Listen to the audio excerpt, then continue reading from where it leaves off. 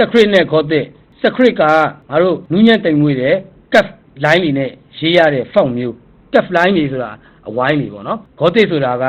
ငင်းဖြောင်းနေမြင်းမက်တွေနဲ့ရေးရတဲ့ font မျိုးစားတော်တော်ကြီးလို့မို့ကွဲပါတယ်ယောက်ျားနဲ့မိန်းမလိုပဲနော် Gothic ကယောက်ျား secret ကမိန်းမပေါ့ကွာနော်အခုဘယ်ဟာပိုခက်လဲလို့ဆိုလို့ရှိရင်ယောက်ျားလေးတော်တော်အများယောက်ျားလေးအများစုက Gothic ကိုကြိုက်ကြတာပေါ့နော်ယောက်ျားနဲ့မိန်းမခံစားချက်တောင်မှစလုံးတွေကမတူဘူးဆိုလိုချင်တာကနူးညံ့မှုနဲ့မာကျောမှုကိုဆိုလိုချင်တာ secret ကဘယ်နေရာမှာသုံးရလဲ Gothic ကဘယ်နေရာမှာသုံးရလဲဆိုတဲ့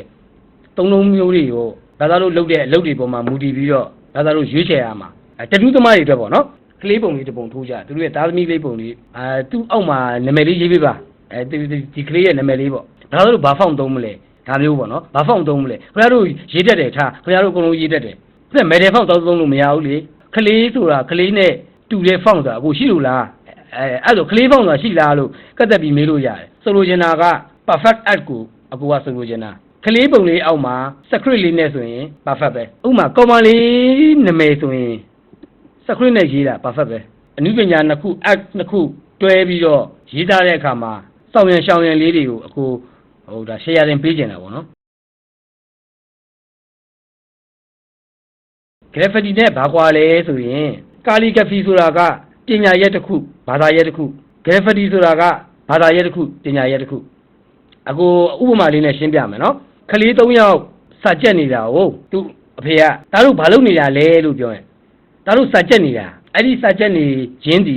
လက်ဓာရင်းလို့သဘောထားမင်းတို့ဘာလုပ်နေရလဲစာကြက်နေတာအဲ့တော့အခုခုနရှင်းပြသလိုပဲလက်ဓာရင်းဆိုတာစာရေးတာ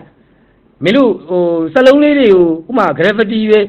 လဲမသိဘူး calligraphy လဲမသိဘူးဘာမှမသိဘူးဒါပေမဲ့စလုံးလေးတွေရေးနေတယ်စာတွေရေးနေတာအဲ့ဒါလက်ဓာရင်းโอเคနော်အဲ့တော့အဲ့ကလေး၃ယောက်ဘာလုပ်နေလဲလို့မေးလို့စာကြက်နေတာလို့ပြောတယ်โอเคအဲ့ဒါလက်ဓာရင်းကလေးတစ်ယောက်အဲ့ကလေး၃ယောက်မှာကလေးတစ်ယောက်ကမင်းဘာကြက်နေတာလဲလို့ပြောရင်ကျွန်တော်ပထဝီကြက်နေတာနောက်တစ်ယောက်ကသမိုင်းကြက်နေတာနောက်တစ်ယောက်ကမြန်မာသားကြက်နေတာအမျိုးသား၃ခုရှိပါတယ်အဲ့တော့အဲ့ဒါကိုအခုစကားလုံးနဲ့ထည့်ပြမယ်ပထမတစ်ယောက်က graffiti ဆွဲနေတာဒုတိယတစ်ယောက်က calligraphy ဆွဲနေတာဟုတ်လားတတိယတစ်ယောက်က typography ရေးနေတာဒါမှမဟုတ် monogram ရေးနေတာအဲ့လိုအမျိုးအစားကွဲသွားတယ်အဲ့ဒါဘာသာရပ်တွေတယောက်ကသမိုင်းတင်တယ်တယောက်ကပထဝီကြက်နေတယ်ကြက်တာတော့ကြက်နေကြတာစားနော်အဲ့ဒါလက်ဓာရင်းအဲ့ပုံမှာမင်းပါကြက်နေတာလေကျွန်တော်ကပထဝီအဲ့တော့မင်းပါရေးနေတာလေကျွန်တော် graffiti လေး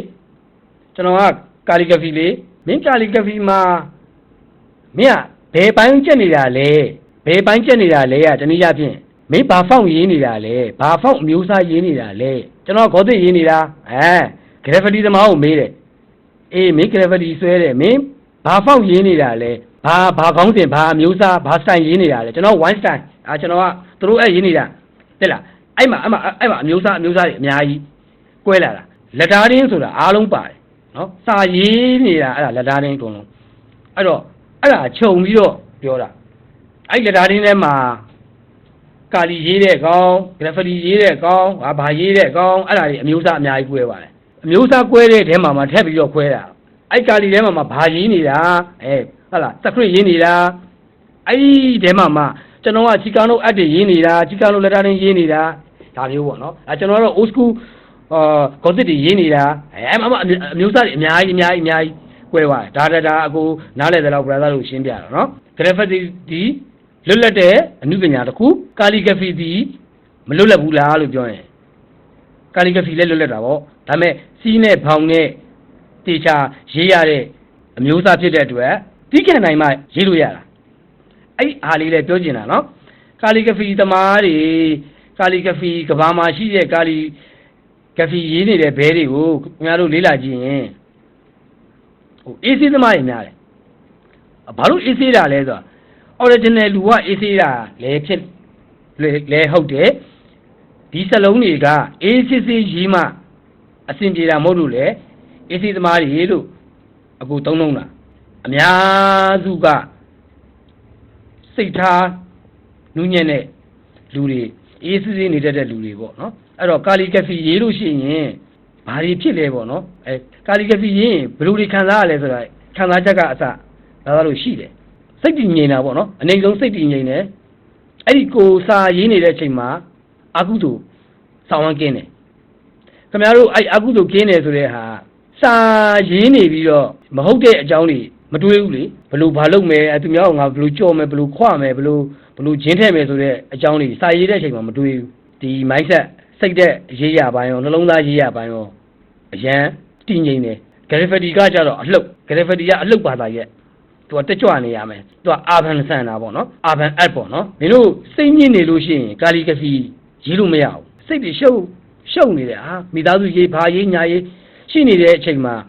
မလို့ဘလို့မှအောင်စိုက်ပြီးတော့ရေးလို့မရအောင်ဒါဒီအမှုပညာတစ်ခုဖြစ်တဲ့အတွက်ဖန်တီးနေရတဲ့အရာခံစားနေရတဲ့အရာစင့်ပွားပြီးတော့ဖြစ်နေရတဲ့အရာဖြစ်တဲ့အတွက်ဒါဆိုတော့ဘလို့မှရေးလို့ရမှာမဟုတ်ဘူးကိုပေးခြင်းနဲ့ share ရင်ကိုစိတ်ကမတည်ငြိမ်ဘူးကိုစိတ်ကကိုကတည်ငြိမ်ခြင်းနဲ့ဆိုလို့ရှိရင်ဒါသာတော့ကာလီဂဖီရေးပါစိတ်တည်ငြိမ်ခြင်းလို့ရေးတာဖြစ်တဲ့အတွက်ခုနကအခုပြောရတဲ့ EFT နဲ့အကုန်လုံးမင်းတို့မရှိတော့ဘူးလုံးဝမဟုတ်ဘူးတည်တည်ငြိမ်ငြိမ်ရေးပါခင်ဗျားတို့ရေးတဲ့စလုံးဒီဖတ်ရတဲ့လူတယောက်ကခင်ဗျားတို့ရဲ့ emotion ကိုတန်းမြင်ရတယ်